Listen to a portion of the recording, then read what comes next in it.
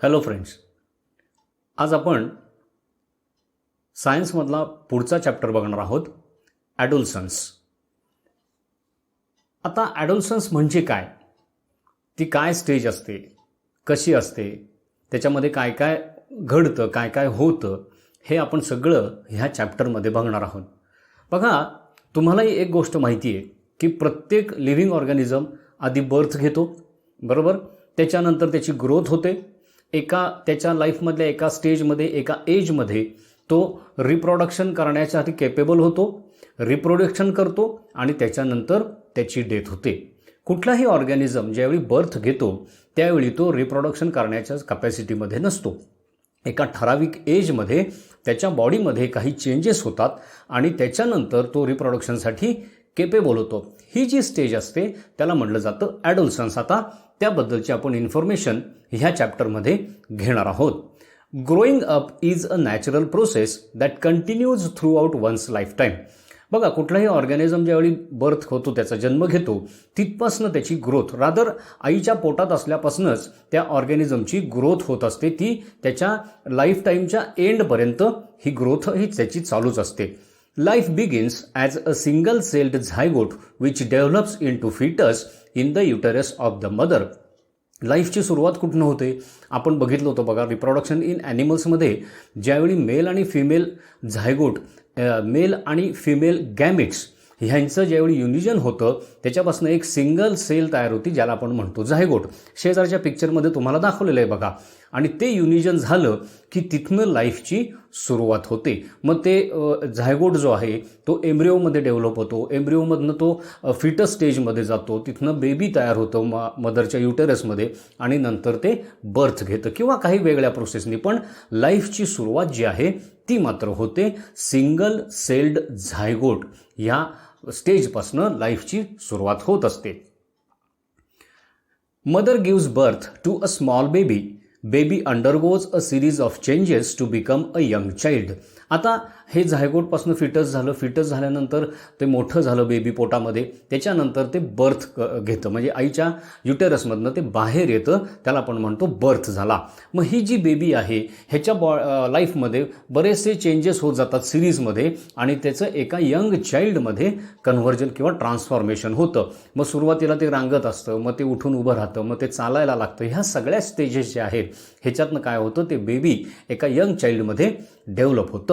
The young child grows and matures into an adolescent and finally into an adult. मग नंतर हे जे young child असतं ह्याची ती ग्रोथ कंटिन्यू होत राहते. त्याचे बॉडीचं वेट वाढतं, त्याच्या बॉडीची हाईट, लेंथ, गर्थ सगळं वाढत राहतं आणि हळूहळू ते ॲडोलसंट स्टेजमध्ये येतं आणि त्याच्यानंतर फुल ग्रोन ॲडल्टमध्ये त्याचं ट्रान्सफॉर्मेशन होतं. ॲडोलसन्स अँड प्युबर्टी. ॲडोलसन्स म्हणजे काय? A transitional stage of physical and mental development that occurs from puberty to adulthood. आता ॲडोलसन्स म्हणजे नक्की काय? आपल्या बॉडीची किंवा एखाद्या ऑर्गॅनिझमच्या बॉडीची एक ही फिजिकल आणि मेंटल डेव्हलपमेंटची एक ट्रान्झिशनल स्टेज असते की जी प्युबर्टीमध्ये घडून येते आणि तिथनं प्युबर्टीमधनं ॲडल्टहुडमध्ये त्या ऑर्गॅनिझमचं ट्रान्सफॉर्मेशन होतं. म्हणजे काय? फिजिकल आणि मेंटल डेव्हलपमेंटची ही ट्रान्झिशनल स्टेज असते. Period of life when body undergoes changes leading to reproductive maturity is called adolescence. आपल्या लाईफमधला असा पिरियड की ज्याच्यामध्ये आपली बॉडी किंवा त्या ऑर्गॅनिझमची बॉडी बरेचसे चेंजेस करते आणि त्याच्यातनं त्याची रिप्रोडक्टिव्ह मॅच्युरिटी ग्रो होते किंवा तो रिप्रोडक्शन करण्यासाठी केपेबल होतो. हे जे काही आहे त्या पिरियडला आपण म्हणतो adolescence. The World health Organization WHO defines it an adolescent as any person between age 10 and 19. WHO ही जी वर्ल्ड हेल्थ ऑर्गनायझेशन आहे त्यांनी ॲडोलसंटची डेफिनेशन काय केलेली आहे की any person who is between age 10 and 19. ह्या एज ग्रुपमधले जी सगळी यंग किंवा जे ह्युमन बिंग्स असतात किंवा माणसं असतात ते सगळे काय समजले जातात, ॲडोलसंट असं त्यांना म्हटलं जातं. As period covers the teens 13 to 19 years of age, it is also called tin agers. बघा ह्याच्यामध्ये तुम्ही जर एज बघितलं तर 13, 14, 15, 16, 18 आणि 19 म्हणजे ह्या पिरियडमध्ये आपल्या टीन्समध्ये आपण असतो 13 to 19 म्हणून ह्या एज ग्रुपला आपण टीन एजर्स असं सुद्धा म्हणत असतो. In girls adolescence may begin a year or two earlier than in boys. आता हे ॲडोलसन्सचा पिरियड जो असतो हा आपल्या ठराविक एजला आपण आल्यानंतर तिथनं पुढं हा सुरू होत असतो. तर गर्ल्सच्या बाबतीत जर विचार केला तर बॉईजपेक्षा एक साधारण 1 ते 2 वर्ष आधी ह्या गर्ल्सच्या बाबतीत ॲडोलसन्सचा पिरियड हा सुरू होत असतो. Period of adolescence varies from person to person. आता असं काही फिक्स एज त्याला नसतं की बाबा ॲट द एज ऑफ 10 तुमचं ॲडोलसन्स सुरू होणार किंवा ॲट द एज ऑफ 12 ॲडोलसन्स सुरू होणार असं नसतं. हा जो पिरियड आहे ॲडोलसन्सचा जो पिरियड आहे हा पर्सन टू पर्सन व्हॅरी होत असतो. आता पुढचा पार्ट आपण बघूया प्युबर्टी म्हणजे काय ते. आता पुढचा पार्ट आपण बघूया प्युबर्टी म्हणजे काय. ॲडोलसन्स म्हणजे आपल्याला समजलं काय आहे ते. आता प्युबर्टी म्हणजे काय. The onset of sexual or reproductive maturity in an individual is puberty. Puberty म्हणजे काय की एखाद्या इंडिव्हिज्युअलमध्ये रिप्रोडक्टिव्ह मॅच्युरिटीची किंवा सेक्शुअल ॲन्सिटची सुरुवात होणे किंवा ते सेक्शुअल चेंजेस होत जाणं रिप्रोडक्टिव्ह मॅच्युरिटी येत जाणं ह्याला म्हटलं जातं puberty. It is a biological process which takes place during adolescence and marked by a number of rapid changes in the body. Puberty ही एक बायोलॉजिकल प्रोसेस आहे. म्हणजे काय आपल्या बॉडीमध्ये ही बायोलॉजिकल प्रोसेस होत असते. त्याच्यात अनेक केमिकल्स इन्व्हॉल्व आहेत. बॉडीमध्ये होणारे चेंजेस इन्व्हॉल्व आहेत. टिश्यू चेंज होतात. ही सगळी एक बायोलॉजिकल प्रोसेस आहे. ही ॲडोलसन्सच्या पिरियडमध्ये सगळ्यात महत्त्वाचं म्हणजे ॲडोलसन्समध्ये ही घडत असते आपल्या बॉडीमध्ये. आणि हे कशावर प्युबर्टी ही मार्क कशाने केली जाते किंवा आयडेंटिफाय कशाने केली जाते तर आपल्या बॉडीमध्ये होणारे जे अनेक प्रकारचे रॅपिड चेंजेस होतात फिजिकल आणि मेंटल ह्यांनी ही प्युबर्टी ही मार्क केली जाते. Changes during puberty make body capable of reproduction. आता ह्या प्युबर्टीमध्ये आपल्या बॉडीमध्ये जे काही चेंजेस घडून येतात ह्याच्यामुळे काय होतं हे चेंजेस का घडून येतात तर ती बॉडी जी आहे तो जो ऑर्गॅनिझम आहे तो जो ह्युमन बिंग आहे तो रिप्रोडक्शनसाठी केपेबल व्हावा म्हणून हे चेंजेस होत असतात. आणि त्याच्यामुळेच काय होतं प्युबर्टीतले जे चेंजेस होतात त्यामुळं ती बॉडी जी आहे ती रिप्रोडक्शनला केपेबल होते किंवा ती रिप्रोड्यूस करू शकते. The age of sexual maturity differs from individual to individual. आता हे जे सेक्शुअल मॅच्युरिटीचं जे एज आहे हे सुद्धा कसं आहे पर्सन टू पर्सन किंवा एका व्यक्तीपासून वेगळ्या दुसऱ्या व्यक्तीपर्यंत वेगवेगळं असू शकतं. कोणाच्यामध्ये लवकर सुरू होते उशिरा संपते, कोणाच्यामध्ये उशिरा सुरू होते लवकर संपते. म्हणजे काय की ह्याला असं फिक्स काही एज किंवा फिक्स टाईम पिरियड असा नाही आहे. काहींच्या बाबतीत लवकर सुरू होईल, काहींच्या बाबतीत लेट सुरू होईल. The end of puberty is marked by the individual attaining reproductive maturity. प्युबर्टीचा एंड कधी येतो तर कसा मार्क केला जातो तर एखादा इंडिव्हिज्युअल ज्यावेळी रिप्रोडक्टिव्ह मॅच्युरिटी अटेन करतो किंवा त्याच्यामध्ये ती रिप्रोडक्टिव्ह मॅच्युरिटी 100% येते त्या स्टेजला आपण प्युबर्टीचा एंड झाला असं समजतो. म्हणजे काय की हे चेंजेस सुरुवात झाली तिथपासून चेंजेस होत गेले आणि फायनली ती बॉडी रिप्रोडक्शनसाठी फुल फ्लेज तयार झाली.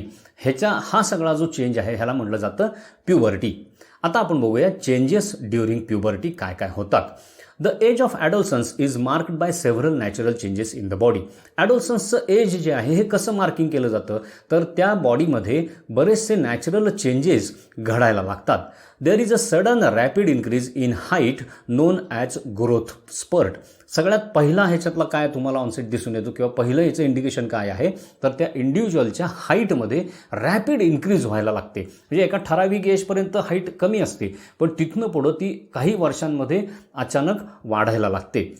त्याला काय म्हटलं जातं ग्रोथ स्पर्ट असं. म्हणजे ग्रोथ काय होती त्या इंडिव्हिज्युअलची ग्रोथ एकदम सडनली स्पर्ट होते.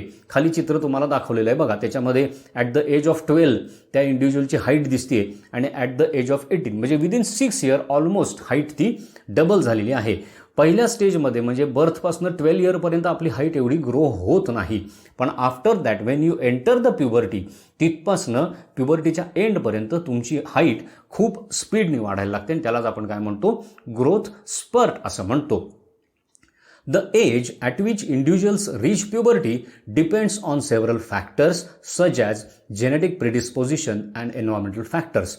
आता एखादा इंडिव्हिज्युअल प्युबर्टीमध्ये एंटर होणार की नाही, केव्हा होणार, त्याचं एज काय असणार, हे बऱ्याचशा फॅक्टर्सवरती डिपेंड असतं. सगळ्यात त्याच्यातलं महत्त्वाचा फॅक्टर आहे ते म्हणजे जेनेटिक फॅक्टर आहे. म्हणजेच काय की आपले जे आई वडील आहेत किंवा आपल्या घरातले जी मोठी माणसं आहेत, आजी आजोबा, आई वडील, ज्यांच्यातनं आपल्या बॉडीमध्ये हे जीन्स आलेले असतात, त्यांचे कॅरेक्टरिस्टिक्स किंवा त्यांच्या ह्याच्याप्रमाणे सुद्धा हे एज डिसाईड केलं जातं. तसंच काही एन्व्हायरमेंटल फॅक्टर्स सुद्धा ह्या प्युबर्टी एजला कारणीभूत ठरतात. आता हे जे चेंजेस ड्युरिंग प्युबर्टी जे आहेत हे कुठले कुठले होतात ते आपण बघूया. Rapid growth of the body हा पहिला चेंज आहे. त्याच्यानंतर production of some hormones in the body, आपल्या बॉडीमध्ये काही नवीन हार्मोन्स आपल्या बॉडीमध्ये तयार व्हायला लागतात. Appearance of hair in different parts of the body, बॉडीच्या वेगवेगळ्या पार्टवरती तुम्हाला हेअर ग्रोथ दिसायला लागते. तोपर्यंत जर विचार केला तर चाइल्डहुडमध्ये फक्त आपल्या डोक्यावर केस असतात. त्याच्यानंतर मात्र ज्यावेळी प्युबर्टीमध्ये तो इंडिव्हिज्युअल एंटर होतो त्यावेळी त्याचं डोकं सोडून इतर बॉडी पार्ट्सवरती काही ठिकाणी हेअर ग्रोथ आपल्याला दिसायला लागते. चेंज इन व्हॉइस चेंज होतो. बघा, लहान मुलं असतात, समजा एखाद्या बंद खोलीमध्ये दोन मुलं, एक मुलगा आणि एक मुलगी लहान बोलत असतील तर आपण त्यांच्या आवाजावरनं डिफरन्शिएट करू शकत नाही की ती मुलगी बोलते का मुलगा बोलतोय. पण जर दोन मोठी माणसं बोलत असतील तर आपण डिफरन्शिएट करू शकतो की हा आवाज मेलचा आहे, हा आवाज फिमेलचा आहे. लक्षात आलं. हे का होतं? कारण प्युबर्टीमध्ये व्हॉइसमध्ये सुद्धा चेंज होत असतात. Beginning of menstrual period in girls, menstruation cycle जी आहे, जी आपण मागच्या चॅप्टरमध्ये बघितली होती. कशामध्ये बघितली होती? रिप्रोडक्शन इन ॲनिमल्स ह्या चॅप्टरमध्ये जी बघितली होती ती मेन्स्ट्रुअल सायकल किंवा मेन्स्ट्रुअल पिरियड जो आहे हा ह्या एजमध्ये मुलींच्यामध्ये सुरुवात होते. म्हणजे कुठले कुठले चेंजेस आपल्याला दिसतात? रॅपिड ग्रोथ होते बॉडीची, त्याच्यानंतर हार्मोन्सचं प्रोडक्शन बॉडीमध्ये सुरुवात होते, त्याच्यानंतर विशिष्ट शरीराच्या काही भागांवरती बॉडीवरती आपल्याला हेअर ग्रोथ दिसायला लागते, व्हॉइस चेंज व्हायला लागतो आणि मुलींच्यामध्ये मेन्स्ट्रुएशन पिरियडची सुरुवात होते. आता ह्याच्यात पहिला पार्ट बघूया, rapid growth of the body. Sudden increase in height is common changes during puberty. प्युबर्टीमध्ये मुलांच्यात असू दे मुलींच्यात असू दे एकदम हाईटमध्ये वाढ व्हायला लागते, इन्क्रीज व्हायला लागते, ज्याला आपण ग्रोथ स्पर्ट म्हणतो. ग्रोथ स्पर्ट म्हणजे काय? Rapid and intense increase in the rate of growth, height and weight during the adolescence. Growth spurt म्हणजे काय? ॲडोलसन्स पिरियडमध्ये किंवा ॲडोलसन्समध्ये एखाद्या इंडिव्हिज्युअलच्या हाईट आणि वेटमध्ये अचानक रॅपिड आणि इंटेन्स इन्क्रीज होतो, त्याला म्हटलं जातं ग्रोथ स्पर्ट. खाली मेल आणि फिमेल, बॉईज आणि गर्ल्सच्या बाबतीतले चार्ट तुम्हाला दाखवलेले बघा. ॲट द एज ऑफ 9 किती हाईट असते, ॲट द एज ऑफ 19 किती, म्हणजे ऑलमोस्ट ह्या 6 to 10 इयर्सच्या पिरियडमध्ये, ॲडोलसन्सच्या पिरियडमध्ये हाईट ऑलमोस्ट डबल होते इंडिव्हिज्युअलची आणि ह्यालाच म्हटलं जातं ग्रोथ स्पर्ट. तिथनं मात्र पुढं हाईटमध्ये फारसा इन्क्रीज होत नाही. The height increases due to increase in the length of long bones in the arms and legs. He height increase का होते? तर आपल्या बॉडीमध्ये जे आर्म्स आहेत, लेग्स आणि हँड्स आहेत, ह्यांची जी लाँग बोन्स आहेत ह्यांची लेंथ इन्क्रीज होत जाते आणि त्यामुळं आपल्या बॉडीची टोटल हाईट किंवा आपल्या बॉडीची लेंथ ही इन्क्रीज होत असते. Height growth rate differs from person to person. आता तुम्ही बघता बाहेर सोसायटीमध्ये गेल्यानंतर की वेगवेगळ्या हाईटची आपल्याला माणसं दिसतात. ह्याचाच अर्थ काय? हे हाईट ग्रोथ जी आहे ही पर्सन टू पर्सन डिफर होते. सगळेच तुम्हाला इंडिव्हिज्युअल एका हाईटचे दिसत नाहीत. Healthy nutrition, exercise and games affect height gain and bones and muscles development. ह्या एजमध्ये जर एखाद्या व्यक्तीने हेल्दी न्यूट्रिशन घेतलं, त्याचं खाणं पिणं, आहार, त्याचा डाएट जर त्याचा प्रॉपर असेल, त्याला सगळे न्यूट्रिशन मिळत असतील, तो गेम्स खेळत असेल, त्याचा प्रॉपर एक्झरसाईज असेल, तर ह्याच्यामुळं काय होतं? ही जी ग्रोथ आहे ही चांगल्या प्रकारे आणि हेल्दी होते. कारण तुमचे बोन्स, मसल्स यांची ग्रोथ होत असते, त्यामुळे त्यांना न्यूट्रियन्स, प्रोटीन्स लागतात, कार्बोहायड्रेट्स लागतात, वेगवेगळी व्हायटॅमिन्स लागतात आणि ही तुम्हाला तुमच्या डाएटमधनं मिळत असतात. प्लस त्याच्यामध्ये स्ट्रेंथ येण्यासाठी एक्झरसाईजची गरज असते, गेम्सची गरज असते. त्यामुळे हे जर सगळं प्रॉपर आपण जर फॉलो केलं तर आपली हाईट गेन ही चांगली होते आणि बोन्स आणि मसलची डेव्हलपमेंटसुद्धा एकदम हेल्दी होते की जी त्या इंडिव्हिज्युअलच्या एंडपर्यंत टिकून राहू शकते. त्याच्यानंतरचा पार्ट आहे appearance of body hairs. Growth of hair in both the genders at puberty. प्युबर्टीमध्ये जर बघितलं तर दोन्ही जेंडरमध्ये, बॉईजमध्ये आणि गर्ल्समध्ये बॉडीच्या काही पार्ट्सवरती तुम्हाला हेअर ग्रोथ झालेली आपल्याला दिसून येते. In males facial hairs as moustache beard begin to appear. मुलांच्या बाबतीत जर बघितलं तर ओठांवरती त्यांच्या म्हणजे मिशीच्या जागी केस यायला लागतात, म्हणजे मिशी उगवायला लागते. तसंच गालांवरती हेअर ग्रोथ होते, ज्याला आपण बियर्ड म्हणतो किंवा दाढी म्हणतो. It also appears in armpits, on chest and in pubic regions of the boys. तसंच आर्मपिट्समध्ये, त्याच्यानंतर चेस्टवरती, प्युबिक रिजन म्हणजे region between abdomen and thighs, ह्या रिजनमध्ये सुद्धा आपल्याला हेअर ग्रोथ झालेली दिसून येते. शेजारच्या पिक्चरमध्ये तुम्हाला हे क्लिअर कट दाखवलेले बघा. एक चाइल्डहूडमधला एक मुलगा दाखवला आणि एक फुल ग्रोन माणूस दाखवलेला आहे. तर त्याच्या बॉडीवरती चाइल्डहूडमध्ये तुम्हाला दिसते की फक्त त्याच्या डोक्यावरतीच हेअर्स आहेत, पण जशी त्याची ग्रोथ होत पुढे पुढे जाते, तसं जो फुल्ली प्रोग्रेसिव्ह एजमध्ये गेल्यानंतर त्याच्या चेस्टवरती, प्युबिक रिजनमध्ये, फेशियल हेअर्समध्ये तुम्हाला ग्रोथ झालेली दिसून येते. In females, hair develops under the armpits and in the pubic area. फिमेल्सच्या बाबतीत मात्र फक्त आर्मपिट्सच्या खाली आणि प्युबिक एरियामध्येच फक्त ही तुम्हाला ग्रोथ झालेली दिसून येते. त्यांच्यामध्ये बियर्ड्स किंवा मुस्टॅक्स आपल्याला दिसत नाहीत. हा बेसिक फरक आहे मेल आणि फिमेल बॉडीमधला. The pubic area is the region about the thighs. थाईजच्या वरचा जो रिजन असतो आणि ॲब्डोमेनच्या खालचा म्हणजे थाईज आणि ॲब्डोमेनच्या मधला जो रिजन असतो त्याला म्हटलं जातं प्युबिक रिजन. तर ह्याच्यामध्येच मुलींच्यामध्ये ग्रोथ तुम्हाला फक्त दिसून येते. नंतरचा आहे चेंज, तो म्हणजे change in voice. The voice pattern in the both boys and girls changes at puberty. प्युबर्टीमध्ये आल्यानंतर मात्र दोघांच्याही व्हॉइस पॅटर्नमध्ये तुम्हाला चेंज झालेला दिसून येतो. लहान मुलांचं मगाशी मी उदाहरण दिलं, एखाद्या बंद खोलीमध्ये जर दोन लहान मुलं बोलत असतील तर आपण डिस्टिंग्विश करू शकत नाही whether that girl is talking or boy is talking. पण जर ॲडल्ट जर लोक बोलत असतील तर वी कॅन डिफरन्शिएट की हा बॉय बोलतोय का ही गर्ल बोलते. म्हणजेच काय की त्याच्यानंतर, त्या एज ग्रोथ नंतर, प्युबर्टी नंतर हा व्हॉइस पॅटर्नमध्ये चेंज आलेला असतो. The voice box or larynx increases in size in both the genders. बघा, जशी बॉडीची इतर पार्टची ग्रोथ होते तसं आपलं जे हे व्हॉइस बॉक्स आहे ह्याची सुद्धा ग्रोथ होत असते. म्हणजे दोन्हीमध्ये, मेल आणि फिमेलमध्ये, गर्ल्स आणि बॉईजमध्ये दोन्हीमध्ये व्हॉइस बॉक्सचा किंवा लॅरिंग्सचा साईज जो आहे हा वाढत असतो. In girls larynx does not increase too much in size. गर्ल्समध्ये मात्र जर बघितलं तर ह्या लॅरिंग्सचा जो साईज असतो ह्याच्यात फारशी ग्रोथ होत नाही किंवा फार त्याचा साईज मोठा होत नाही. It is not visible from the outer part of the throat. मुलींच्यामध्ये तुम्हाला हे व्हॉइस बॉक्स जे आहे हे बाहेरच्या बाजूला, थ्रोटच्या बाहेर असं प्रोट्रूड झालेलं तुम्हाला दिसत नाही. Girls develop a high pitched voice due to smaller larynx. आता हे लॅरिंग्स स्मॉल साईजचं असल्यामुळे आतमधल्या ज्या व्होकल कॉर्ड असतात त्यासुद्धा ह्या गर्ल्सच्या बाबतीत कशा असतात, एकदम थिन आणि साईजनी छोट्या असतात. त्यामुळे त्यांचा व्हॉइस जो आहे तो हाय पिच्ड व्हॉइस तयार होतो. तेच बॉयच्या बाबतीत जर बघितलं, in boys the change in voice is more प्रोनाऊन्स्ड.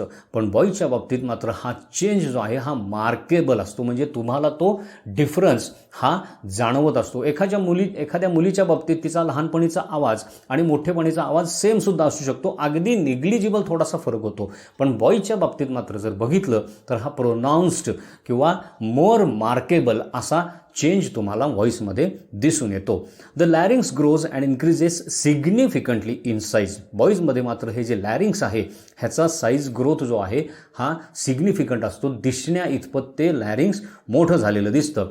Often visible from outside as a protruding part in the throat of boys.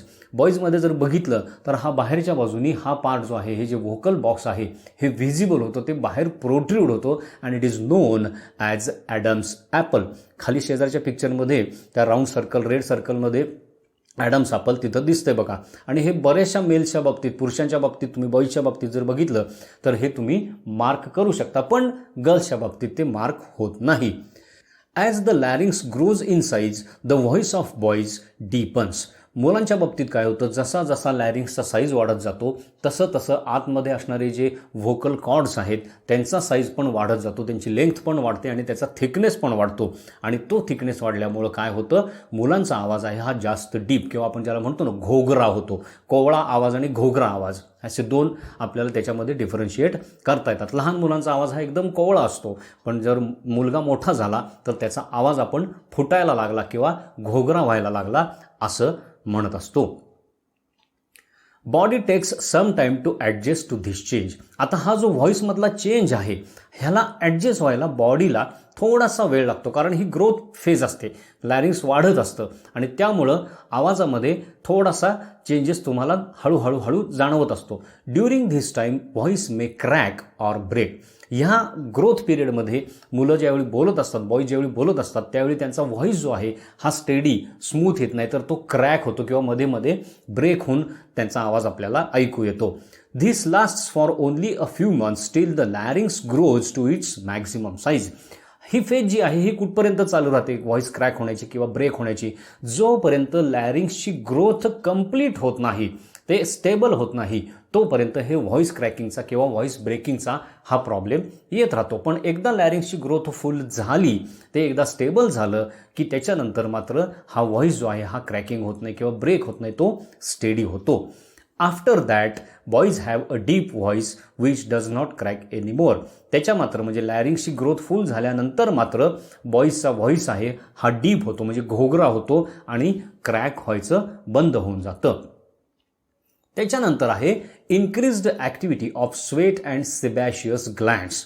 आता सेबॅशियस ग्लँड्स किंवा स्वेट ग्लँड्स म्हणजे काय? स्वेट ग्लँड्स तुम्हाला माहिती आहेत, आपल्या स्किनच्या खाली स्वेट ग्लँड्स असतात, ज्याच्यातनं आपल्याला स्वेटिंग होतं. ह्या लहानपणापासूनच ॲक्टिव्ह असतात. तुम्ही उन्हात खेळलात किंवा गरमीत बसलात तर तुम्हाला घाम येतो. पण त्याच्या स्वेट ग्लँड्सबरोबरच आपल्या बॉडीमध्ये सेबॅशियस ग्लँड्स नावाच्या ग्लँड्स असतात की ज्या स्किनच्या खाली ऑइल प्रोड्यूस करत असतात. लहान एजमध्ये ह्या ॲक्टिव्ह नसतात. जसं ती व्यक्ती प्युबर्टीमध्ये एंटर करते किंवा ॲडल्सन्समध्ये एंटर करते, त्यावेळी ह्या सेबॅशियस ग्लँड्स ॲक्टिव्ह होतात. जास्त करून आपल्या फेसचा पार्ट, त्याच्यानंतर शोल्डर्सची मागची बाजू, नेकची साईड, वरती आपल्या फोरहेड, ह्या पार्टमध्ये ह्या ग्लँड्स आहेत ह्या ॲक्टिव्ह होतात. The activity of both sweat glands and sebaceous glands means oil glands increases during puberty. प्युबर्टीमध्ये ह्या दोन्ही ग्लँड्सची ॲक्टिव्हिटी काय व्हायला लागते? वाढायला लागते. Pimples and acne appear on the face of adolescents due to the increased activity of the sebaceous glands. बघा, ह्या एजमध्येच त्या मुलांच्या चेहऱ्यावरती बारीक बारीक पुटकोळ्या उठायला लागतात. आता हे असं का होतं? तर ह्या सेबॅशियस ग्लँड्स ज्या आहेत ह्या ऑइल प्रोड्यूस करतात. ते ऑइल काय होतं? स्किनच्या वरच्या बाजूला येतं. तिथं बॅक्टेरियल इन्फेक्शन झालं की त्या ग्लँडमध्ये ते इन्फेक्शन जातं आणि तिथं पस फॉर्मेशन व्हायला सुरुवात होते की ज्याला आपण म्हणतो पिंपल्स किंवा ॲक्ने.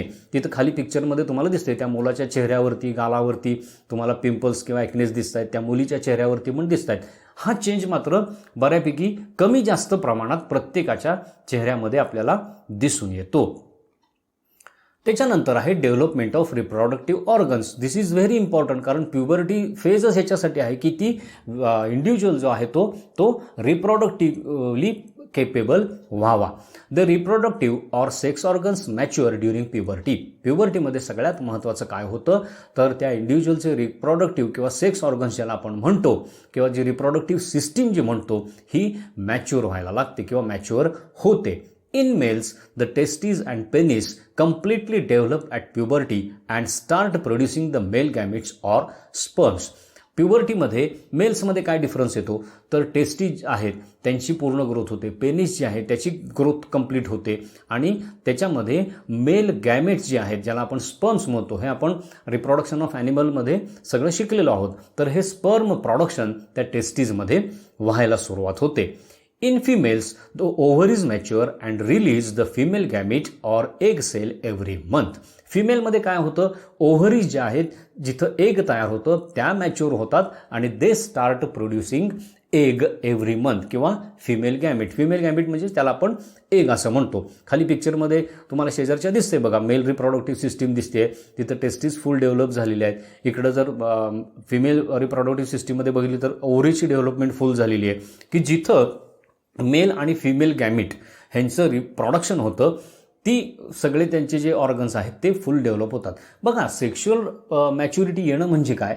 तर त्या इंडिव्हिज्युअल बॉडीमध्ये मेल असेल तर मेल गॅमिट, फिमेल असेल तर फिमेल गॅमिट ह्यांचं प्रोडक्शनला सुरुवात होणं म्हणजेच काय? Sexual maturity. तर ती जी मॅच्युरिटी आहे ती ह्या फेजमध्ये, प्युबर्टी फेजमध्ये होते, सुरुवात होते त्याला आणि ती कंप्लीट होते आणि ती बॉडी जी आहे ही रिप्रोडक्शनला पूर्णपणे तयार होते. त्याच्यानंतर काही बिहेवियरल आणि इमोशनल मॅच्युरिटी चेंजेस आपल्याला ह्या एजमध्ये दिसून येतात. It is marked change in the behaviour and emotional maturity of adolescents. काही मार्क होणारे, आयडेंटिफाय होणारे बिहेवियरल आणि इमोशनल चेंजेस आपल्याला गर्ल्स आणि बॉईजमध्ये ह्या एजमध्ये दिसून येतात. They begin to form own opinions on various issues. लहान मुलं असतात त्यांना तोपर्यंत त्यांना कुठलंच स्वतःचं ओपिनियन नसतं, ते फक्त खेळण्यामध्ये किंवा स्टडीजमध्ये गुंगलेले असतात. पण जसं जसं एज वाढत जातं, जसं जसं हे प्युबर्टीमध्ये येतात मुलं, तसं तसं काय होतं, त्यांचे स्वतःचं थिंकिंग, त्यांची थॉट प्रोसेस डेव्हलप व्हायला लागते. ते स्वतःचं एखाद्या गोष्टीवरती आपलं ओपिनियन द्यायला सुरुवात करतात. It is the time period of life when a person has a tremendous capacity to learn new things. हा जो प्युबर्टीचा किंवा ॲडोलसन्सचा जो पिरियड आहे हा इम्पॉर्टंट का आहे? कारण ह्या पिरियडमध्ये, ह्या लाईफच्या पिरियडमध्ये त्या इंडिव्हिज्युअलमध्ये ही एक कपॅसिटी डेव्हलप होते की नवीन नवीन गोष्टी शिकायच्या, त्या इम्प्लिमेंट करायच्या किंवा नवीन इन्फॉर्मेशन गॅदर करायची. त्यामुळं हे एज हे खूप इम्पॉर्टंट असतं फॉर लर्निंग. ट्रिमेंडस कपॅसिटीमध्ये चेंज झालेला असतो लर्निंग आणि ह्या सगळ्या गोष्टींच्या बाबतीत. हे आता तुम्ही 8th स्टँडर्डमध्ये आहात, ह्या गोष्टी तुम्हीसुद्धा आज फील करताय किंवा तुम्हीसुद्धा हे एक्सपिरियन्स घेत आहात. One should start thinking independently at this age. ह्या एजमध्ये मात्र तुम्ही स्वतः विचार करायला सुरुवात केली पाहिजे. तुमची स्वतःची थिंकिंग, तुमची थॉट प्रोसेस सुरू केली पाहिजे. ह्याच्यासाठी काय करायला लागतं तर बुक्स चांगली चांगली वाचायची, चांगल्या मूव्हीज बघायच्या, चांगल्या लोकांबरोबर चर्चा करायची, त्यांच्याबरोबर डिबेटिंग करायचं. ह्याच्यामुळं काय होतं, ह्या एजमध्ये आपली एक thought process, positive mental attitude हा तयार करण्यासाठी ही फेज जी आहे लाईफमधली ही खूप इम्पॉर्टंट असते. इंडिपेंडंट व्हायला लागतात मुलं. बघा तिथं खाली एक मुलगा ड्रायव्हिंग शिकतोय, म्हणजे काय, तो आता इंडिपेंडंट व्हायला लागलेला आहे. त्यांच्या सगळ्या गोष्टी ही मुलं करायला लागलेली असतात. म्हणजे त्यांच्यामध्ये एक इंडिपेंडन्सी डेव्हलप व्हायला सुरुवात झालेली असतात. स्वतःच्या लाईफमधल्या छोट्या छोट्या गोष्टींबद्दलचे डिसिजन ही मुलं घ्यायला लागलेली असतात. It is also the time period of life where peers or friends play an important role in life. Very important.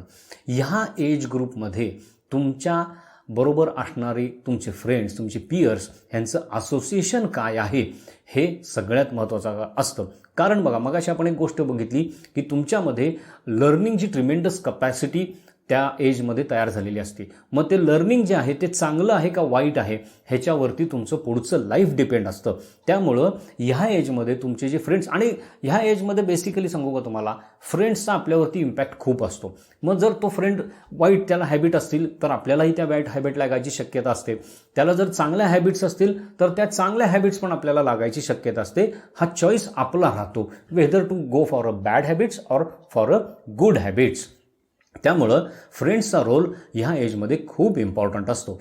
Friendship is an essential component of growing up. ह्या एजमध्ये तुम्हाला कोणाचा तरी काही ना काही तरी एक मेंटल सपोर्ट आवश्यक वाटत असतो. मग तो फ्रेंड्स असतील किंवा तुमच्या घरातले पेरेंट्स असतील, ह्या कोणाचा तरी तुम्हाला सपोर्ट हा खूप गरजेचा वाटत असतो. आणि त्यामुळं ग्रोईंग एजमध्ये फ्रेंडशिप हा फॅक्टर हा खूप इसेन्शियल आहे आणि तेवढाच इम्पॉर्टंट आहे तुमच्या फ्युचर लाईफसाठी. कारण ह्या फ्रेंडशिपवरनंच तुम्हाला पॉझिटिव्ह किंवा निगेटिव्ह गोष्टी लाईफमधल्या मिळत असतात, ज्या till the end of life तुमच्याबरोबर राहणार असतात. त्यामुळं ह्या एजमध्ये फ्रेंडशिपसाठी आपल्याला चॉईस असतो, पण तो चॉईस आपण प्रॉपर वेनी करणं खूप गरजेचं असतं. Adolescents should take care to develop meaningful friendships where they can engage in creative pursuits together. आता ह्या एजमध्ये मी मगाशी म्हणलं तसं फ्रेंड्स सिलेक्ट करताना आपलं असोसिएशन काय आहे, whether it is bad or good, हे तुमचं तुम्ही ठरवावं लागतं. मग जिथं तुम्हाला क्रिएटिव्हिटी आहे किंवा चांगल्या गोष्टी करायला मिळतात, जे फ्रेंड्स आहेत जे ट्रेकिंग करतात, गेम्स खेळतात, त्यांचं अभ्यासामध्ये चांगली प्रगती आहे, त्यांची थॉट्स चांगले आहेत, ते पॉझिटिव्ह आहेत, ते लोकांना मदत करतात, असे फ्रेंड्स करणं गरजेचं असतं. ना की जे मारामाऱ्या करतात किंवा इतर बॅड हॅबिट्समध्ये जे इंडल्ज आहेत, स्मोकिंग करतात, अल्कोहोलिक आहेत, अशा फ्रेंडशिप्स तुम्ही टाळल्या पाहिजेत. आणि चांगल्या फ्रेंडशिपमध्ये तुम्ही स्वतःला एंगेज करून घेतलं पाहिजे, because it's a life time achievement. If friends are on a wrong path, adolescents must make an independent and informed decision. तुमचे फ्रेंड्स जर रॉंग पाथवर असतील, त्यांना जर बॅड हॅबिट्स असतील, तर मात्र इंडिपेंडंटली तुम्ही डिसिजन घ्यायला पाहिजे, whether to go with them or not to go with them. आणि ह्याच्यासाठी तुम्ही तुमच्या पेरेंट्सशी किंवा तुमच्या घरात जे एल्डरली पर्सन्स असतील, तुमचे थोरले भाऊ असेल, बहीण असेल, आईबाबा असतील, ह्यांची तुम्ही मदत घेणं गरजेचं असतं. They must learn to say no when they are not in agreement with their friends. सगळ्यात इम्पॉर्टंट आहे. आपण बऱ्याच वेळेला नाही म्हणू शकत नाही. काय करणार, फ्रेंड्सनी मला खूप प्रेशर केलं म्हणून मी केलं. पण हेच सगळ्यात इम्पॉर्टंट असतं. तुम्हाला जर एखादी गोष्ट आवडली नसेल, जर ह्या एजमध्ये तुम्हाला जर एखादी गोष्ट पटत नसेल, तर तुमच्या फ्रेंड्सना तुम्ही स्ट्रॉंगली नाही म्हणायला शिकलं पाहिजे, स्ट्रॉंगली अपोज करायला शिकलं पाहिजे. कारण बघा, फ्रेंड्स असतात ते तुम्हाला तुमच्यासारखंच वागायला भाग पाडतात. तो स्मोकिंग करत असेल तर त्याला वाटतं तुम्ही पण स्मोकिंग करावं, तो अल्कोहोल घेत असेल तर त्याला वाटतं तुम्ही पण अल्कोहोल घ्यावं. पण तो तुम्हाला जरी हे फोर्स करत असेल, प्रेशराईज करत असेल, तर ह्या बॅड हॅबिट आहेत हे तर आपल्याला माहिती आहे. त्यामुळे योग्य वेळातच त्याला जर तुम्ही नाही म्हणलात तर तो परत तुम्हाला त्रास देत नाही. So start saying or learn to say no to people for bad thing or which are not in your agreement. That is very important. Adolescents may sometimes face a lot of insecurity and anxiety due to the changes taking place in their body as well as in their environment. आता ह्या एजमध्ये बॉडीमध्ये changes होत असतात आपल्याला. म्हणजे मुलांच्या बाबतीत बघितलं तर बियर्ड ग्रो होत असते, मुस्टॅक ग्रो होत असते, वेगवेगळ्या बॉडी पार्ट्समध्ये ग्रोथ होत असते. गर्ल्सच्या बाबतीत बघितलं तर त्यांची ब्रेस्टची ग्रोथ होत असते. आणि हे जे बॉडीमध्ये चेंजेस असतात हे काहीतरी माझ्या बाबतीत वेगळं घडतंय, अननॅचरल काहीतरी घडतंय असं ह्या मुलांना बऱ्याच वेळेला फिलिंग येतं. Actually it is a natural process. Puberty is a natural process. हे प्रत्येकाच्या बाबतीत होणारच आहे. पण काही मुलांना ह्याच्यामुळं इनसेक्युरिटी, एन्झायटीचं फिलिंग येतं. They start hide themselves from the society. They must work at not feeling insecure as all the changes they are experiencing are part of the natural process of growing up. आता हे जे bodily changes होणार आहेत हे natural changes आहेत, त्याला घाबरण्याचं काहीच कारण नाही आहे. ते आपण ॲक्सेप्ट केले पाहिजेत आणि त्याच्यामध्ये आपली डेव्हलपमेंट चांगल्या पद्धतीने कशी होईल ह्याच्यावरती आपण फोकस केला पाहिजे. ही जी इन्सेक्युरिटी, ही जी अँझायटी आहे त्याच्यातनं बाहेर पडण्यासाठी अनेक गोष्टी आहेत. तुम्ही बुक रिडिंग वाढवू शकता, तुम्ही ट्रेकिंगसारखे चांगले गेम्स खेळू शकता, फुटबॉल आहे, क्रिकेट आहे, हॉकी आहे, चांगली फ्रेंडशिप तुम्ही डेव्हलप करू शकता, मेडिटेशन करू शकता. अनेक गोष्टी आहेत की ज्याच्यामध्ये तुम्ही स्वतःला एंगेज करून ह्या अँझायटीतनं, ह्या इनसेक्युरिटीतनं तुम्ही बाहेर पडू शकता. कारण का, हे जे बॉडीली चेंजेस आहेत it is a natural process of growing up. हे आपण ॲक्सेप्ट केलं पाहिजे, त्याला घाबरून नाही जाता कामा. आता हे झालं प्युबर्टीमध्ये होणारे बॉडीली चेंजेस कुठले कुठले आहेत. आता आपण बघणार आहोत सेक्शुअल कॅरेक्टरिस्टिक्स कुठले असतात. बघा, ज्यावेळी मुलं लहान असतात त्यांच्यामध्ये तुम्हाला डिस्टिंग्विश करता येत नाही की बॉय आहे का गर्ल आहे. समजा एक मुलगा आणि एक मुलगी फ्रॉक घालून समोर उभे राहिले किंवा मुलींचे कपडे घालून उभे राहिले तर तुम्ही सांगू शकत नाही की ह्याच्यातला मुलगा कुठला आणि मुलगी कुठली. कारण ॲपिअरंटली दोघांच्या बॉडीजमध्ये तुम्हाला काहीच चेंज दिसून येत नाहीत आणि दे are called primary sex characteristics. फक्त तुम्हाला तिथं चेंज कुठं दिसून येतो तर त्यांचे जे सेक्स ऑर्गन्स आहेत बॉडीच्या बाहेर दिसणारे, म्हणजे पेनिस आहे किंवा ह्याच्यामध्ये मात्र तुम्हाला फक्त फरक दिसून येतो. बाकी बॉडीमध्ये ॲपिअरंटली तुम्हाला काहीच चेंज दिसून येत नाही. Primary sex characteristics are those that are present at birth. मूल ज्यावेळी जन्माला येतं, बाळ ज्यावेळी जन्माला येतं त्यावेळी त्याच्यात तो मुलगा आहे का मुलगी आहे कशावरून ओळखलं जातं तर त्याचे जे एक्सटर्नल सेक्स ऑर्गन्स आहेत त्याच्यावरून ओळखतो आणि त्याला म्हटलं जातं primary sex characteristics. Secondary sex characteristics are those that appear during puberty. पण प्युबर्टीमध्ये जे काही चेंजेस मेल आणि फिमेल बॉडीमध्ये होतात की ज्याच्यामुळे तुम्ही डिस्टिंक्टिव्हली सांगू शकता की हा मेल आहे आणि ही फिमेल आहे, हे जे ॲपिअरंट कॅरेक्टरिस्टिक्स आहेत दे are called secondary sex characteristics. आणि हे डेव्हलप कधी होतात ड्युरिंग प्युबर्टी. म्हणजे प्रायमरी हे बाय बर्थ असतात आणि जसं प्युबर्टीत आपण येतो तसं सेकंडरी सेक्स कॅरेक्टरिस्टिक्स हे त्या इंडिव्हिज्युअलमध्ये डेव्हलप व्हायला लागतात. These secondary sex characteristics are caused by hormones released at the time of puberty. आता हे सेकंडरी सेक्स कॅरेक्टरिस्टिक्स आपल्याला कधी दिसतात? बॉडीवरती हेअर ग्रोथ होते, मुलींच्या बाबतीत ब्रेस्ट वाढायला लागते, मुलींचे हिप्समध्ये ग्रोथ व्हायला लागते, मुलांचे हिप्स जे असतात ते त्याच्यामध्ये जास्त ग्रोथ दिसत नाही पण त्यांची बॉडी मस्क्युलर व्हायला लागते. हे चेंजेस कोण घडवून आणतं बॉडीमध्ये तर आपल्या बॉडीमध्ये जे हार्मोन्स सिक्रेट व्हायला सुरुवात होते त्याच्यामुळं हे चेंजेस, हे इंटरनल बायोलॉजिकल चेंजेस आपल्याला दिसून येतात, which usually is around 2 years earlier in girls than in boys. आता हे हार्मोन सिक्रिशन ही जी फेज आहे ही मुलींच्या बाबतीत युजली 1 ते 2 वर्ष मुलांपेक्षा आधी सुरुवात होते. Hormones body's chemical messengers and they are part of our endocrine system. Hormones म्हणजे काय, तर आपल्या बॉडीमधले हे केमिकल मेसेंजर्स समजले जातात. हे हार्मोन्स जे असतात ते एका ठिकाणी सिक्रिट होतात, पण थ्रू ब्लड हे ऑल ओव्हर बॉडी, प्रत्येक सेलमध्ये, प्रत्येक टिश्यूमध्ये जाऊन काम करत असतात. आणि ही आपली जी एंडोक्राइन सिस्टीम आहे, डक्टलेस ग्लँडची जी सिस्टीम आपल्या बॉडीमध्ये आहे, त्याचे हे हार्मोन्सचे सिक्रिशन असतं. Secondary characteristics are features such as pubic hair, breast development in females and beards in males. Secondary characteristics मग अशी मी तुम्हाला सांगितलं किंवा खाली पिक्चरमध्ये दिसतंय, मुलांच्या बाबतीत बियर्ड ग्रो होणे किंवा चेस्टवरती प्युबिक रिजनमध्ये हेअरची ग्रोथ होणे, आणि मुलींच्या बाबतीत बघितली तर आर्मपीटच्या खाली प्युबिक रिजनमध्ये हेअरची ग्रोथ होणे, ब्रेस्ट डेव्हलपमेंट होणे किंवा हिप्समध्ये ग्रोथ होणे. हे जे सगळे जे ग्रोथ प्युबर्टीमध्ये बॉडीमध्ये चेंजेस होतात, they are called sexual characteristics किंवा सेकंडरी सेक्शुअल कॅरेक्टरिस्टिक्स. आता मेल्समध्ये हे कुठले कुठले चेंजेस आपल्याला दिसून येतात. More pronounced body hair which is usually more coarse. आपल्या बॉडीवरती मेल्सच्या बाबतीत काही ठिकाणी दिसून येणारी अशी हेअर ग्रोथ दिसून येते आणि ती जास्त करून कोर्स म्हणजे थोडीशी रफ असते. बियर्ड असेल, म्युस्टॅक्स असतील, चेस्टवरची हेअर ग्रोथ असेल. त्याच्यानंतर बॉडी बिकम्स मोर मस्क्युलर. ते बॉईजच्या बाबतीत जर बघितली तर त्यांची बॉडी शेप घ्यायला लागते, त्यांचे मसल्स चांगल्या प्रकारे डेव्हलप व्हायला लागतात, बॉडीला एक प्रकारचा विशिष्ट शेप यायला लागतो. आणि ह्या एजमध्ये जर तुम्ही एक्झरसाईज केला आणि त्या बॉडी जर वेल शेप मेंटेन केली तर हा शेप तुमच्या लाईफच्या शेवटपर्यंत टिकून राहत असतो. नॅरो हिप्स जे आहेत हे मेल्सच्या बाबतीत नॅरो राहतात, त्यांची जास्त ग्रोथ होत नाही. वेल डेव्हलप्ड चेस्ट मसल, चेस्ट जी आहे ती जास्त प्रोट्रुडिंग होते, जास्त डेव्हलप होते, स्ट्रॉंग होते. आणि डीपर व्हॉइस म्हणजे व्हॉइसमध्ये चेंज होऊन तो व्हॉइस जो आहे, तो कोवळा जो असतो तो डीप होतो किंवा घोगरा होतो. हे सगळे चेंजेस तुम्हाला मेल बॉडीमध्ये दिसून येतात. शेजारच्या पिक्चरमध्ये त्यातले काही चेंजेस तुम्ही नोट करू शकता.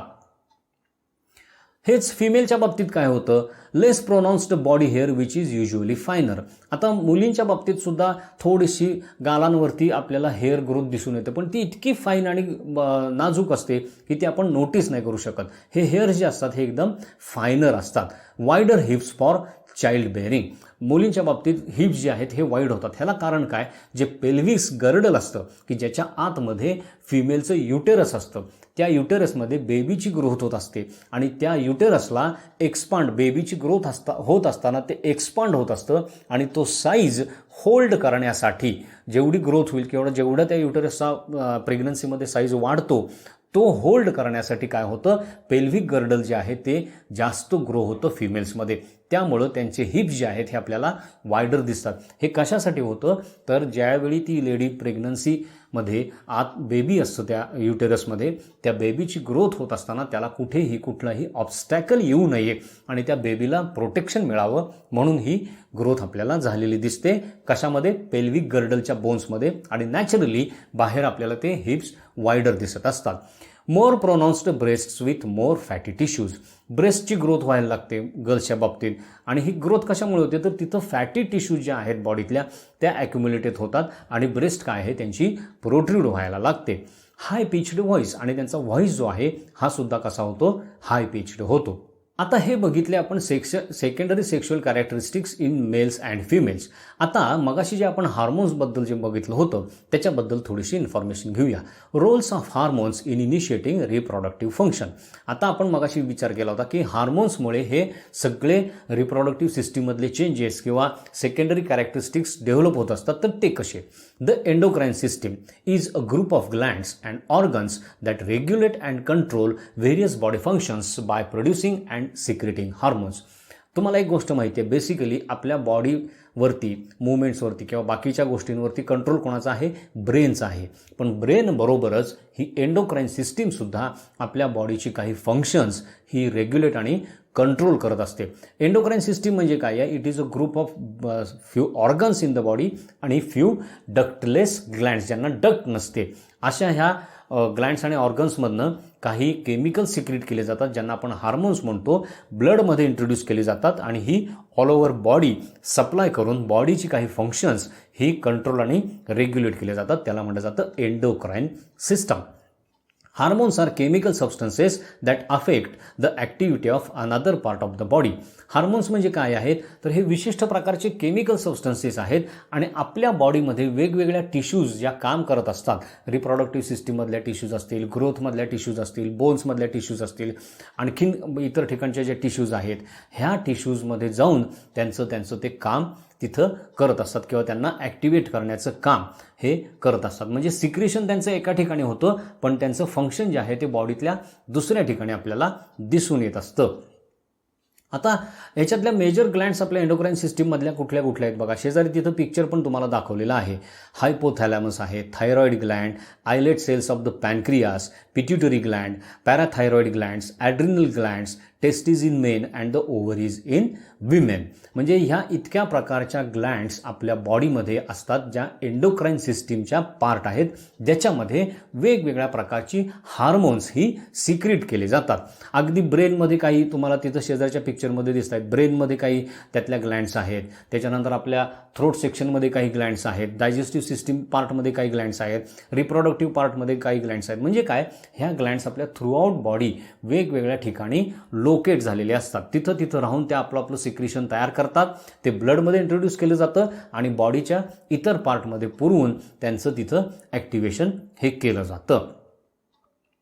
आता ह्याच्यातली काही महत्त्वाची सेक्स हार्मोन्स आपण बघूया. इथं जर तुम्ही बघितलं तर तुम्हाला एक मी चार्ट दाखवलेला आहे. ह्या चार्टमध्ये तुम्हाला पहिल्यांदा त्या ग्लँडचं नेम आहे, त्याच्यानंतर लोकेशन आहे, हार्मोन्स सिक्रेट कुठलं केलं जातं आणि त्याचं फंक्शन काय आहे, आपण एक एक बघूया. पहिली आहे that is called pituitary Gland. It is located in brain. शेजारच्या पिक्चरमध्ये तुम्हाला दिसते बघा, ब्रेनच्या तिथं वरती पिट्युटरी ग्लँड दाखवलेली आहे. हार्मोन्स कुठलं सिक्रेट होतं, पहिलं त्याच्यातलं म्हणजे ग्रोथ हार्मोन. फंक्शन काय आहे, growth hormone is essential for our growth in children. In adults it maintains healthy bones and muscles. चिल्ड्रनची जी ग्रोथ होत असते, हाईट असते, बॉडीची गर्थ वाढत असते, हे सगळं जे होत असतं हे because of this growth hormone. आणि ॲडल्टमध्ये आल्यानंतर बोन्स आणि मसल्स हेल्दी ठेवण्याचं काम हे ग्रोथ हार्मोन करत असतं.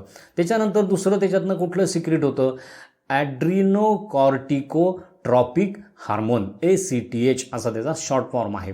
हे हार्मोन काय करत असतं, it stimulates the adrenal glands to produce hormones. Adrenal glands या बॉडीमध्ये असतात, त्यांना स्टिम्युलेट करून त्यांच्यापासून त्यांना हार्मोन्स सिक्रेट करायला लावण्याचं काम हे ACTH हार्मोन करत असतं. त्याच्यानंतर आहे follicle stimulating hormone, FSH. FSH works with LH to ensure normal functioning of the ovaries and testes. Luteinising hormone जे आहे ते आणि हे फॉलिकल स्टिम्युलेटिंग हार्मोन हे दोन्ही एकत्र काम करतात आणि ओव्हरीज किंवा टेस्टीज ह्यांचं नॉर्मल फंक्शनिंगसाठी हे ॲक्टिवेट होतात. Luteinizing hormone, LH. It works with FSH to ensure normal functioning of the ovaries and testes. ही दोन्ही हार्मोन, FSH असेल, ल्युटिनायझिंग हार्मोन असेल, ही दोन्ही हार्मोन काय करत असतात, मेल फिमेल बॉडीमध्ये ओव्हरीज आणि टेस्टीजचं जे फंक्शन आहे, म्हणजे स्पर्म तयार करणं आणि एग्स तयार करणं किंवा त्याची जी प्रोसेस आहे तयार करण्याची, ही कंट्रोल करण्याचं, रेग्युलेट करण्याचं काम ही दोन हार्मोन्स करत असतात. त्याच्यानंतर आहे प्रोलॅक्टिन. प्रोलॅक्टिनचं मेन फंक्शन काय आहे तर to produce the breast milk. ज्यावेळी एखादी फिमेल ही प्रेग्नन्सी स्टेजमध्ये जाते, त्याच्यानंतर तुम्हाला माहिती आहे की मॅमल्समध्ये ती जी बेबी असते ती आईच्या दुधावरती ग्रो होत असते सुरुवातीचे काही दिवस. हे जे लॅक्टेशन आहे, हे ज्या ब्रेस्टमध्ये जे मिल्क प्रोडक्शन आहे हे सुरू करण्याचं काम कोण करतं, हे प्रोलॅक्टिन हार्मोन फिमेल्समध्ये करत असतं. त्याच्यानंतर थायरॉइड स्टिम्युलेटिंग हार्मोन, TSH. हे काय करत असतं, it stimulates the thyroid gland to produce hormone. गळ्यामध्ये आपल्या इथं ज्या थायरॉइड ग्लँड्स असतात त्या ग्लँड्सना स्टिम्युलेट करून त्यांच्यापासून ते थायरॉक्झिन जे हार्मोन आहे हे तयार करण्याचं काम हे काम कोण करत असतं, हे थायरॉइड स्टिम्युलेटिंग हार्मोन. म्हणजे तुम्हाला एक लक्षात येईल की ही पिट्युटरी ग्लँड जी आहे ही बॉडीतल्या बऱ्याचशा हार्मोन सिक्रेशन करणाऱ्या किंवा बऱ्याचशा ऑर्गन्सचं फंक्शनिंग कंट्रोल करत असते. And that is why this pituitary Gland is also called a master Gland of the body.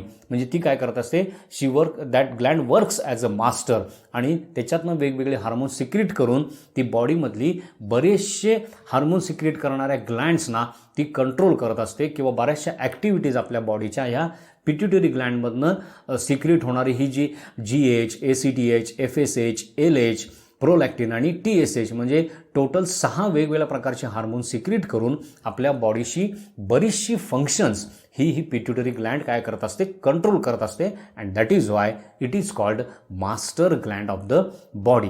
आता पुढची कुठली ग्लँड आहे, थायरॉइड. ही नेक रिजनमध्ये असते. थायरॉक्सिन नावाचं हार्मोन ती सिक्रीट करते आणि controls the metabolism of the body. आपल्या बॉडीमध्ये जे मेटाबॉलिझम होत असतो, ग्रोथ होत असते, इतर काही केमिकल्स चेंजेस आपल्या बॉडीमध्ये होत असतात, रिॲक्शन्स होत असतात, हे सगळं कंट्रोल, हे मेटाबॉलिझमचं काम जे आहे, कंट्रोल करण्याचं काम हे थायरॉक्सिन हार्मोन करत असतं. नंतर आहे ती adrenaline gland. It is about the kidney. आपल्या ज्या किडनीज असतात, शेजारच्या पिक्चरमध्ये तुम्हाला ते दिसतंय बघा, किडनीच्या वरच्या बाजूला ही ग्लँड असते. It secretes adrenaline. ॲड्रिनॅलिन नावाचं जे हार्मोन आहे ते ह्या ग्लँडमधनं सिक्रेट होतं. It increases blood pressure and heart rate when the body experiences stress. ज्यावेळी बॉडीवरती अचानक स्ट्रेस येतो आपल्या, म्हणजे तुम्हाला भीती वाटते किंवा खूप आनंद होतो, म्हणजे तुमच्या इमोशनल एकदम एक्सप्लोड होतात, तो जो स्ट्रेस असतो तो ह्या ॲड्रिनलिन ह्या हार्मोनमुळे कंट्रोल केला जातो. त्यावेळी तुमच्या बॉडीचं ब्लड प्रेशर वाढलेलं असतं, हार्ट रेट बघा, तुम्हाला भीती वाटल्यानंतर अचानक घाम फुटतो किंवा बॉडी तुमची शिवर व्हायला लागते किंवा तुमचा हार्टबीटचा रेट वाढलेला असतो. हे सगळं कशामुळे होतं, that is because of this adrenaline secretion.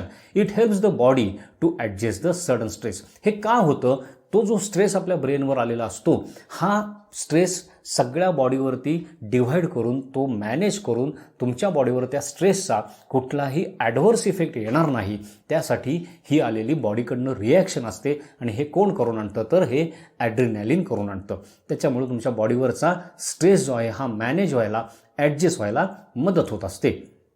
पॅनक्रियास हे कुठं आहे, पॅनक्रियास लोकेशन बॉडीमध्ये तुम्हाला माहिती आहे आपल्या डायजेस्टिव्ह सिस्टीममध्ये. त्याच्यातनं इन्शुलिन नावाचं हार्मोन सिक्रेट होत असतं, which maintains the level of glucose or sugar in the blood. हे आपण आधी शिकलेलो आहे. इन्शुलिन काय करतं, आपल्या बॉडीतली जी ब्लड शुगर लेवल आहे ही मेंटेन करायचं काम करतं. त्याच्यात प्रॉब्लेम जर आला तर डायबिटीजसारखे डिसिजेस त्या इंडिव्हिज्युअलला होऊ शकतात. नंतर टेस्टीज बिलो द ॲब्डोमेन. ॲब्डोमेनच्या खाली ह्या मेल्समध्ये आपल्याला टेस्टीज बघायला मिळतात. They secrete testosterone or male sex hormone. टेस्टीजमध्ये टेस्टेस्टेरॉन किंवा मेल सेक्स हार्मोन सिक्रेट होत असतं. त्यांचं काम काय आहे, they controls secondary sexual characteristics in males. मेलमध्ये जे सेक्शुअल सेकंडरी कॅरेक्टरिस्टिक्स दिसतात, बियर्ड ग्रोथ दिसते, पेल्विक रिजनवरती ग्रोथ दिसते, बॉडीचे मसल्स डेव्हलप व्हायला लागतात, टेस्टीजमध्ये स्पर्म्स तयार व्हायला लागतात. हे जे सेकंडरी कॅरेक्टरिस्टिक्स आहेत they happen because of this testosterone hormone which is secreted by the testes in mails.